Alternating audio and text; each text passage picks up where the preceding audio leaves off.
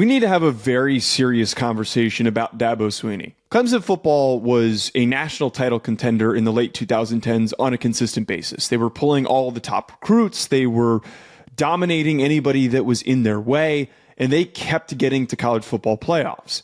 But we are far from that version of Clemson in the year 2025. This year was supposed to be the year. This was the year that the Clemson Tigers were supposed to return to that level of dominance, and they're 1-2. They had a disappointing loss to Georgia Tech, and their offense was a mess in week 1 against LSU.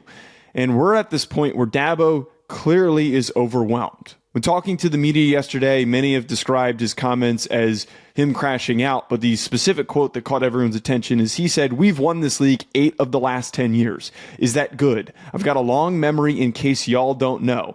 This is a program that's built to last. If you don't believe in us after we lost just 2 games, you weren't all in anyway.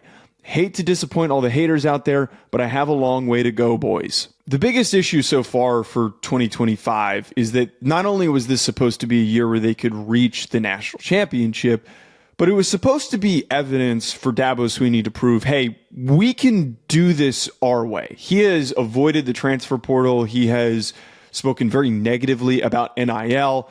And this year actually looked like his roster building approach was going to be successful. But as they have been 1-2 and their defense has underperformed, Kate Klubnik has played poorly, their offensive line depth has been bad, and their running back room had to move a receiver to running back in order to get any production, it's really clear at this point that this Clemson team is not built to succeed.